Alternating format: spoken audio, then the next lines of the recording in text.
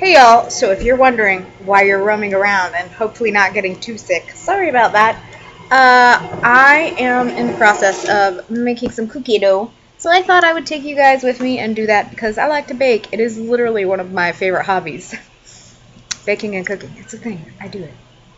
And so I just wanted to show you, I set my shmeshmexa for 5 minutes because the key, I think everyone knows this, or at least most people do, is to like cream your butter and sugar like a really long time. So this is at the point where I've creamed my butter, sugar, eggs, and I put my vanilla in first. So I feel like I should call this recipe series I tried this recipe and then I changed it. I don't know.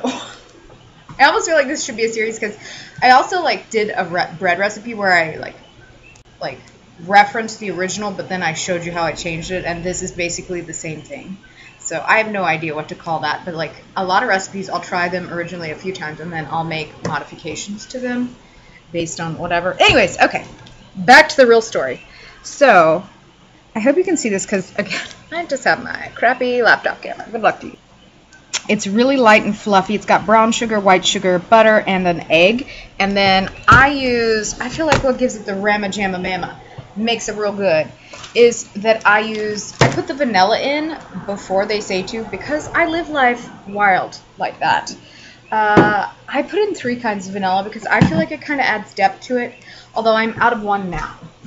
Officially killed this one and can also call this an empties video somehow. I probably won't remember to actually do that in the description though. So this is the last of my Amaretti Artisan Natural Vanilla Bean. This stuff's amazing. It's beautiful. I moved this with me. That tells you how much I liked it, that I didn't get rid of it. And then I also use, this is the butter vanilla emulsion from Olive Nation and the vanilla extract for cookies from Olive Nation. I like to use all 3. I think they make a really beautiful combo. And I really like the Amaretti one, but I'm out of it now. So I'm not sure when I'm getting more of it. I think they ship to Hawaii, but I think it's potentially like hella expensive. So, I mean, I don't know. I might see about like having them ship stuff to my folks on the mainland, but I already have other stuff I have planned to ship, so I mean, I don't know. But if you could smell this, like when the you can see, I think you can see, this is a crappy camera, guys, sorry, the little flecks of like vanilla beans and stuff from theirs, and it just smells like buttery, sugary, vanilla-y magic. It's so good. So basically all that's left to do, I'm just going to change your angle real quick, is to add in I used all-purpose flour, US. I used cornstarch, baking soda, and salt. So that's it, and we're just going to add it. And then I also, to change this recipe up, I always feel like chocolate chip cookies, one, go extra and double the chocolate chips, right? You know what I'm saying? Like, yeah, you know what I'm saying? Like, that's a look, right? That's not a photo, I don't know what it is. Like, photo-worthy, right? But I also like to add 3 different kinds, and I had a little bit of this Valrhona Late Jivara, and then my local Target apparently started carrying Godiva bittersweet chocolate. I actually really like bittersweet chocolate for cookies because I feel like cookies are super sweet a lot of times, so I think they're better than semi-sweet. And then I was broke from buying the Godiva. No, the Godiva was a really good deal, but basically these are just generic white flavored chips. I really do prefer the Valrhona one, but I don't currently have any of their like Opolis or their like Ivoire. I don't think I have any right now.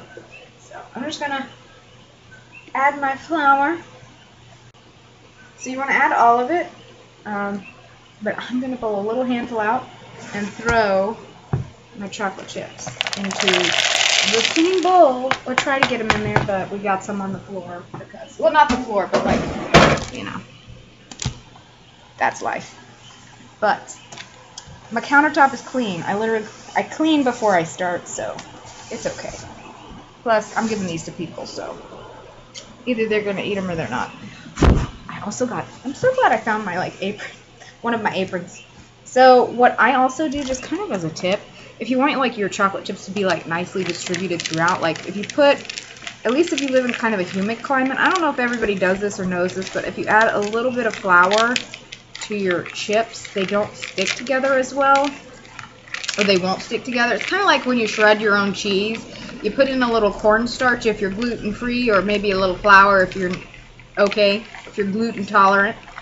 So yeah, so kind of covers them. So it just makes it so that it gets more evenly distributed through the batter. And then what I'm going to do is basically just run this for about 60 seconds until it all comes together. So it'll be real quick. You'll see. Okay, it looks like it's even remotely starting to come together a little. So I add in, and this isn't everybody. I think a lot of people do not do it this way, but this is what I do. I add in the chips. And I say chips, but technically some of it's chunks, which I actually really prefer the chunks because I feel like you get a better distribution if you chop the chocolate yourself. So, and I just did it literally right until the dough came together. I don't think you can see that, but that's what it is. Oh, and I modified this recipe by adding in, so this recipe originally called for like a stick and a half, 150 grams of butter. So what I did is I made brown butter, which means you get like lots of extra little like nutty coffee, not coffee, but nutty caramely toffee-y type of notes. And I like brown butter, so, you know. So that's what I did. So I did half softened butter and then half brown butter because I still wanted to be able to whip this. It'll be in the description box below how I changed it, and then I'll also link to the original recipe. I think a lot of people who bake know of Sally's baking addiction because she's amazing and done lots of great things.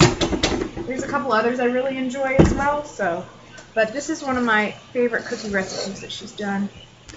I make what's called, what some people call like freezer bake or slice and bake cookies. So I basically let the dough kind of, basically while it's freezing it ferments, so all the flavors melt together better. So I like that. And then I always, this way, in general, I always have cookies in the freezer. I love to make cookies. I love to make pastries, breads. I just like to cook and bake in general. I did have to kind of offload a lot of my stuff before I moved here. Okay, so then what I do is drop the saran wrap. I hate this up and up saran wrap. The Great Value has this like commercial one that has like a slidey lock that I really like. So see, we're just gonna make a little roll. We're just gonna make a little log.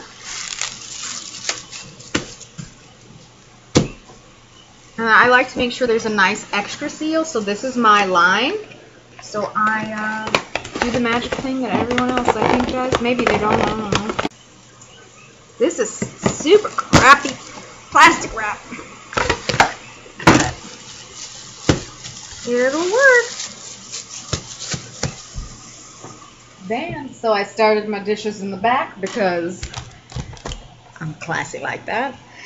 And yeah, so we've got a nice little log that I'm going to throw in the freezer, and then I can cut and bake out cookies like whenever I'm ready. So I really enjoy like doing this, and I find it's very helpful if I have like a last minute work event or something, or I just want to bake off like 2 cookies for myself, because sometimes I feel like that's a thing, right? I hope it's not just me, where sometimes I just want like a couple of cookies. And so you bake these off at 350 Fahrenheit. I don't know the conversion to Celsius, sorry y'all, but it's only about 10 minutes. It's pretty short bake time. I like mine to where they're almost a little like undercooked. But, you know, everyone's got a preference, so I'd say these are 10 to 11 minutes basically. So I'm going to throw mine in the freezer so that it can start to chill, and also so that it can begin kind of fermenting and all those flavors will meld together overnight. And then, yeah, so cookie dough ready to go.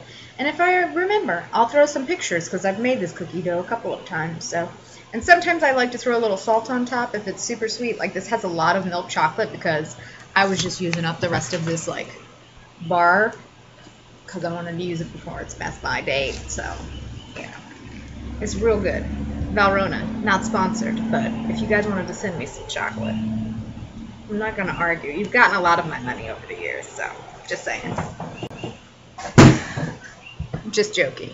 But yeah, no, I do love Valrhona, and I've used it for probably 4 or 5 years now. It's probably my main chocolate I use. So anyways, all right, 350, 10 minutes. Boom, boom, done. If I remember, I'll throw pictures up at the end, but I make no guarantees. So I hope you enjoyed this recipe my way. It's like, and I will talk to you later. I hope you have a wonderful evening, morning, afternoon, whatever it is, wherever you are. And if you have any recipe suggestions, let me know in the comment section below. I'm always looking. I will say I do prefer if recipes in terms of baking has weights. That is a preference. I can convert, but I do prefer weights in like grams and stuff. So anyhow, that's just a thought because I'm a big fan of the scale. I could always review this at some point. It probably will happen because I really like this little scale. Anyhow, I'll talk to you guys later.